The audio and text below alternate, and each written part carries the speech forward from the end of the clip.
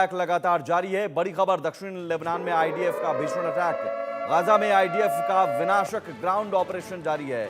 हमले में 100 से ज्यादा लड़ाकों की मौत हुई है। 50 बच्चों समेत 84 लोगों की मौत का दावा यहां पर किया जा रहा है। और देखिए तस्वीरें, लेबनान में जो मस्जिद पर हमला किया गया, आप पल भर में पूरी इमारत जमींदोज हो गई और आसपास के इलाकों में सिर्फ और सिर्फ ये धुआं आपको नजर आ रहा होगा, धूल का गुबार ये नजर आ रहा होगा।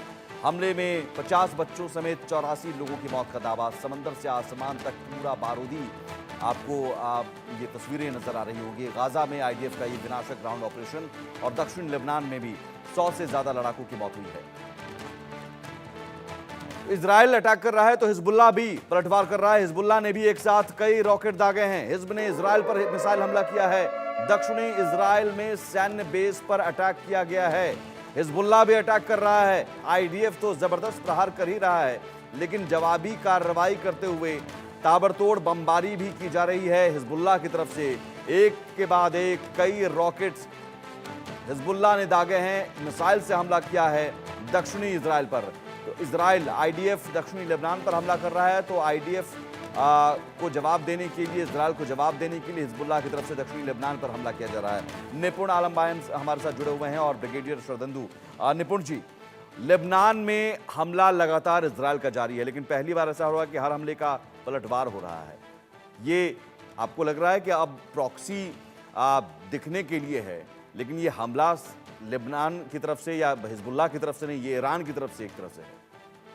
नहीं, देखिए, जब हम बात कर रहे हैं कि लेबनान की ओर से, हिजबुल्लाह की ओर से जो हमले हो रहे हैं, आप देखिए इन हमलों से इजराइल को नुकसान कितना पहुंच रहा है। बात देखने की ये है कि क्या इजराइल इस तरह के हमलों को रोकने में समर्थ है, और इजराइल पर जितने भी हमले हो रहे तो इजराइल को नुकसान किन क्षेत्रों में हो रहा है। आप देखिए, ईरान ने 181 मिसाइल जब दागे थे, केवल एक भी व्यक्ति, वो भी एक व्यक्ति जो मारा गया, वो भी आपका वेस्ट बैंक में वो व्यक्ति मारा गया। तो बात है कि इजराइल को हानि कितनी पहुंचा पा रहे हैं, वो हानि आपको देखने को मिलेगी। बहुत बड़ी हानि कुछ है ही नहीं, थोड़ा बहुत आपने कोई बिल्डिंग को टारगेट कर लिया, मैं मानता हूँ उसमें बहुत बड़ी बिल्डिंग को टारगेट नहीं कर पा रहे हैं। तो इजराइल का जो आम जनजीवन है वो तो झुका तो चल रहा है।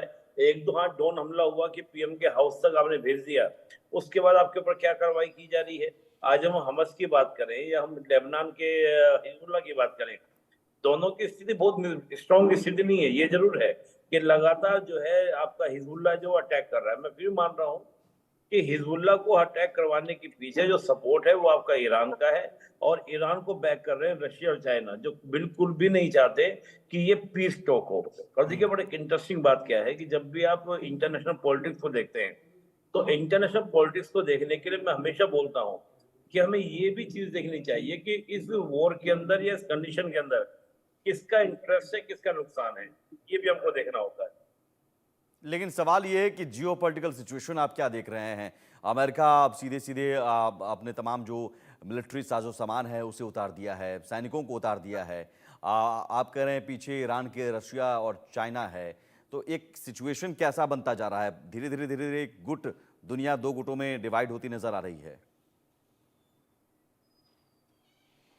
निपुण जी, निपुण जी, सवाल आपसे है।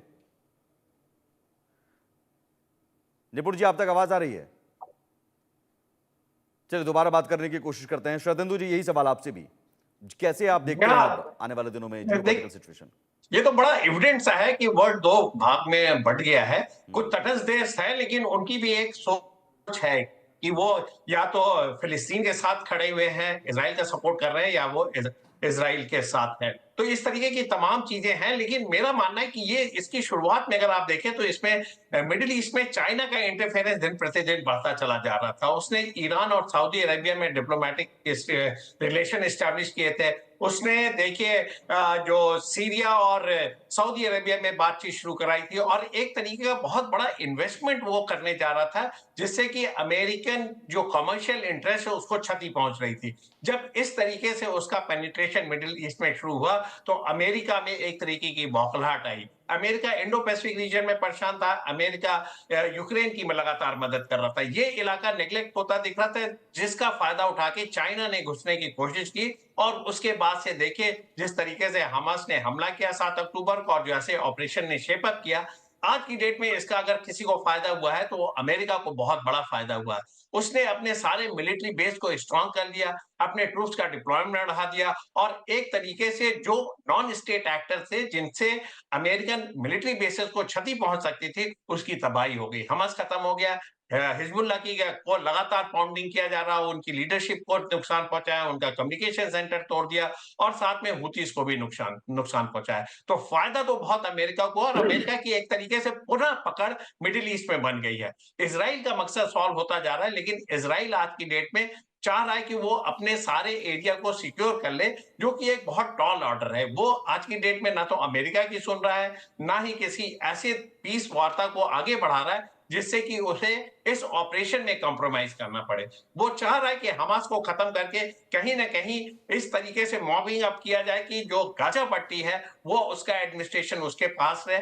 उसने वेस्ट बैंक को ऑलरेडी सीज कर रखा है सर्वेलेंस द्वारा, और टाइम टू टाइम ऑपरेशन चला के सदर्न लेबनान को वो तबाही की कगार पे ले गया है, सीरिया पे वो पाउंडिंग कर रहा है और इसराइल को एक भय के वातावरण में डाल दिया है कि अगर तुमने स्ट्राइक किया तो आपका कोई इलाका हमसे अछूता नहीं है। इस तरीके का उसने माहौल बनाया है कि उसके लिए वो आज की डेट में बड़ा बेनिफिशियरी है, बेनिफिट की स्टेट में है इजराइल। इसको आगे बढ़ाते अब उसको सीज फायर की तरफ बढ़ना चाहिए, क्योंकि उसने अपना मकसद अचीव कर रखा है। अब उसको बंधकों की रिलीज की बात करनी चाहिए, अब अपने नागरिकों की जो डिमांड है उसको भी सुनना चाहिए। लड़ाई एक स्टेज तक आपको ले जा सकती है, लेकिन अगर आप चाह रहे हैं कि पूरा का पूरा ठीक है। मिडिल ईस्ट आपके जो ओपोनेंट है उसको आप डिस्ट्रॉय कर लें, तो एक बहुत बड़ा टॉल ऑर्डर होगा और उसके पीछे तमाम तरीके की शक्तियां हैं। लिहाजा इजराइल को आज की डेट में मेरा मानना है कि एक गुड सेंस शुड प्रिवेल और उसको पीस टॉक की बात करनी चाहिए और एक तरीके से बंधकों को रिलीज कराएं, क्योंकि आपका इंटरनल प्रेशर बनता जा रहा है। कब तक आप अपने यहाँ के इलेक्शन को डिले ठीक है, करते जल्दी से जाएंगे? निपुण जी आप क्लोजिंग कमेंट सर। ठीक है सर, क्लोजिंग कमेंट निपुण जी। देखिए, मुझे लगता है कि जैसे हिजबुल्लाह में इस प्रकार आज जो प्रेजेंट उसकी लीडरशिप है, उसको मैं एक पॉलिटिकल लीडरशिप के रूप में देखता हूँ। इससे पहले जो लीडरशिप थी उसको मैं एक पॉलिटिकल लीडरशिप के रूप में नहीं देखता था।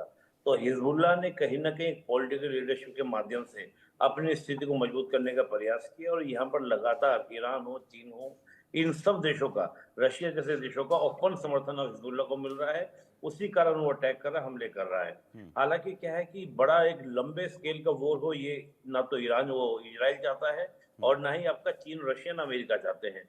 लेकिन चीन, रशिया जरूर चाहते हैं कि अमेरिका यहाँ पर उलझा रहे, ताकि उनको और एरियाज में एक फ्री जोन रहे, ताकि वो अपने और इनिशिएटिव को क्या कर सके, अपने जो उनके ऑब्जेक्टिव्स उनको पूरे कर लेकिन सके।